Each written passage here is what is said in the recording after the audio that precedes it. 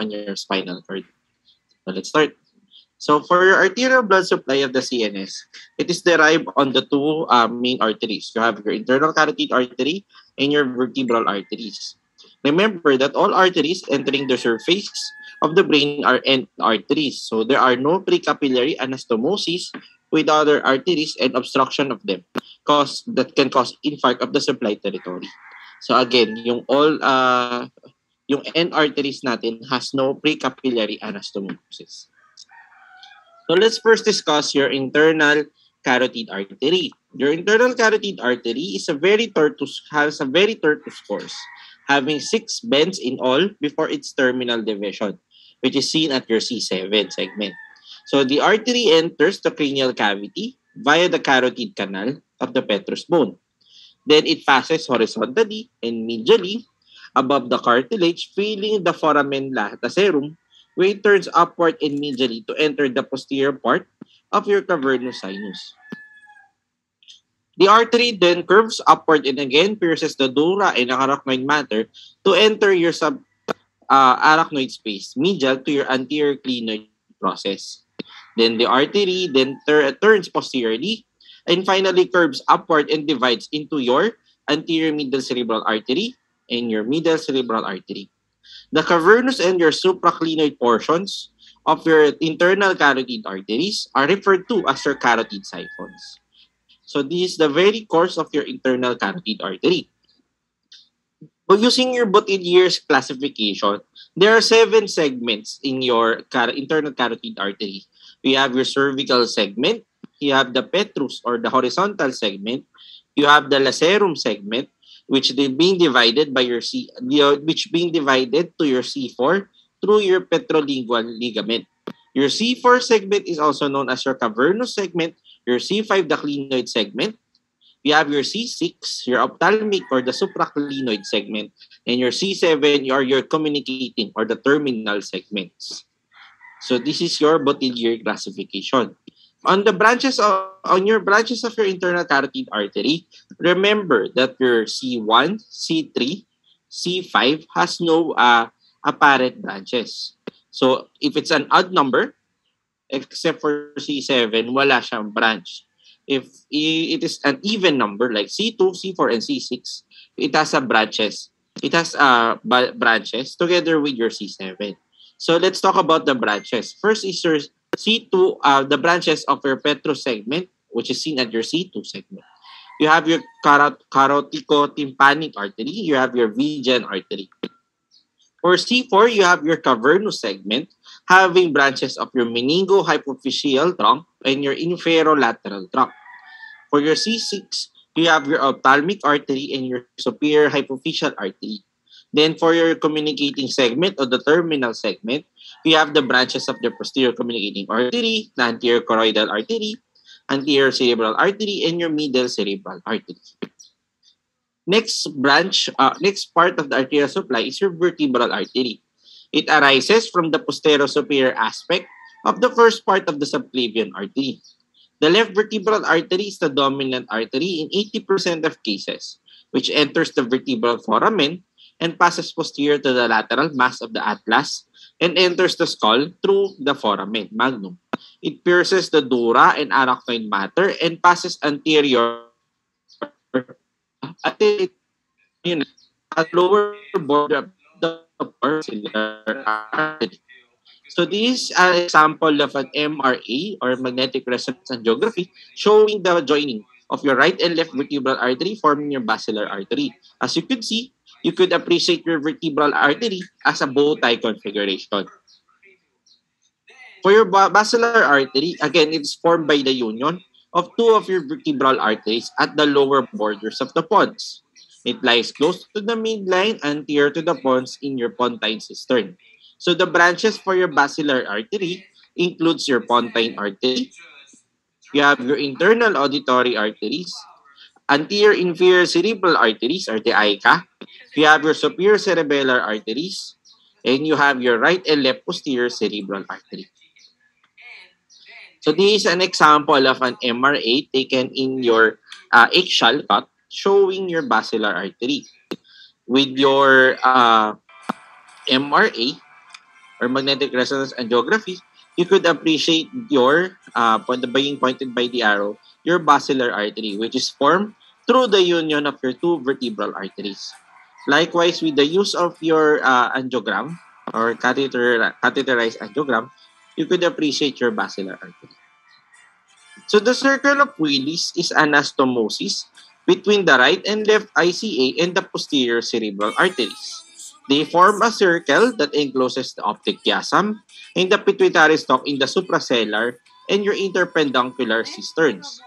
The circle of Willis is subject to many variations, although it is complete in 90% of the subjects. The most common variant vessel that is seen is your posterior communicating arteries. Ito siya. So there are 10 components of your circle of Willis. You have your two ICAs, which forms your having your two proximal or horizontal anterior cerebral artery. Ito siya. Then you have your anterior communicating artery. You have your two posterior communicating arteries. You have your basilar artery and the two proximal or horizontal segments of your posterior cerebral artery or your P1. So that comprises your circle of Willis. Hindi kasama sa circle of Willis yung middle cerebral artery. So the vascular territories that is enclosed with your circle of Willis includes the entire central base of the skull, including your hypothalamus, the internal capsule, the optic tracts, the thalamus, and your midbrain. So by radiographic features of the arterial supply, you could do your angiogram, your CTA, and your MR angiography. When you speak of your angiogram, the internal carotid arteries are catheterized and views of both vertebral arteries are usually possible via your contrast injection into one of the vertebral arteries. It is as with concomitant retrograde filling of the other from the basilar artery. Then you have your CTA or the contrast enhancement aids visualization of vessels by your CT scanning. So again, we produce your contrast injection during the time of scanning, at least within the arterial phase, makikita natin yung visualization of your coronary vessels. When you speak of your MR angiography, they use the principle of your time of flight angiography. It's an MRI technique that visualizes the flow within the vessels without the need to administer your contrast. So the principle is based on the phenomenon of flow-related enhancement of spins entering into an image slice. As a result of being unsaturated, these spins give more signal than surrounding stationary spins. So this is an example of your circle of Willis angiogram. The different vessels cerebral artery going to your basilar artery. Then you have your superior cerebral artery, the posterior communicating artery, and so on. Then another example of an MR angiography showing the different parts of your circle of Willis being described. Right? Narinig po ako? Hindi ka problem ito. Oh, hello? No. Naririnig po. Okay naman. No? Sige. Okay. Now, this is another example of your CTA or tomography angiography showing your of these different. So these are the differences between your catheter angiogram, your CA or the CT angiogram, and your MR angiogram. For the radiographic features with the use of your ultrasound, it is used usually for pediatric patients with open fontanelle. So with use of your Doppler ultrasound, you can appreciate the vessels. If you don't use your ultrasound, hindi ganun siya nakikita. I mean the Doppler. So pag wala rin the open na fontanelle, it will be difficult to assess, especially for the pediatric patients. So we're looking for an open fontanelle, will be our window for the examination of cranium. If it's not, pag wala ng open na fontanelle, you do your CT scan na. Radiograph, the assessment of your arterial supply is not visible unless it is calcified. So commonly, you could appreciate your carotid siphons, calcified carotid siphons, near the pituitary fossa if it's again calcified in your radiographic examinations. So for the major arterial vascular territories of your CNS, you have your arteriocerebral artery, which comprises of your A1, A2, and A3 segments. Your A1 arises from the internal carotid artery and passes anteriorly superior to the optic chiasm. You have your A2 segment that runs in your interhemispheric fissures, and your A3 around the genu of the corpus callosum and passes posteriorly on its superior surface to supply the medial and superolateral aspect of your cerebral hemisphere posteriorly as far as the parieto-occipital surfaces. So this is an example of your A1 segment, your A2, and your A3. Usually your A3 it will be difficult to be visualized in your MRA and CTA. But for your theoretical purposes, this is your A3, going to your parieto-occipital region. For your medial cerebral artery, it is the largest and most direct of the branches of your internal carotid artery. It is therefore the most prone to embolism. It passes laterally and ends as the branches on the insula, the overlying opercula, and most of the lateral surfaces of your cerebral hemisphere. So this is an example of a coronal MRI showing your segments of the medial cerebral artery. You have your M1, you have M2, and M3. Excuse me na po.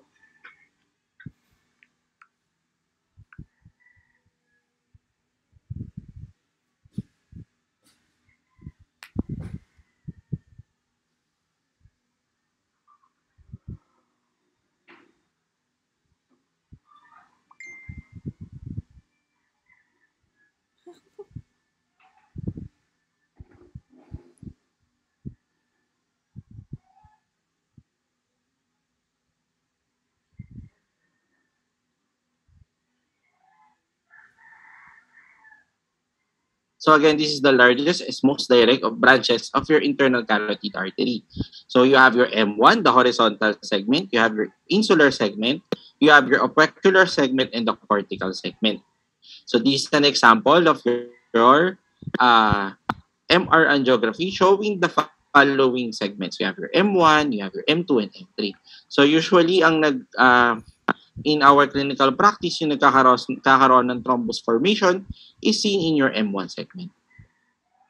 So this is an example of your M1 segment being pointed by the arrows. So if there's a thrombus formation or there is an impending acute infarction, usually by MRI, there's a loss of your phloboid. Ibig sabihin, mamumuti yung area na to. If there's a feeling within this region, that can be correlated to the presence of thrombus formation. Likewise, in your CT scan, if it's high dense or hyperdense in this region, you're looking for thrombus formation. Next is you have your posterior cerebral artery. It receives the posterior communicating artery of the internal carotid artery to complete the circle of Willis. It runs laterally and posteriorly around the cerebral peduncle and parallel and superior to your superior cerebellar artery, and separated from this artery laterally by the tentorium. So for your segments, you have your P1 segment. So it courses from the basilar artery to the posterior communicating artery. Your P2 segment is the one that curves around the midbrain. Ito siya. Then your P3 segment travels briefly to your quadrigeminal cistern. And your P4, that's more on your calcarine fissure. So it will the ones that being appreciated is your P1 and P2. Your P2 segment is more on your ambient. Your P3, nandito na siya more on your quadrigeminal cisterns. Then your P1 is near the basilar artery. So for the vascular territories, this will be discussed in the next meeting by Dr. Siyuko. Any questions? None po. Sige. Next meeting, we will discuss from your vascular territories going to your spinal cord. Yun lang. You may now leave the Zoom meeting. Thank you.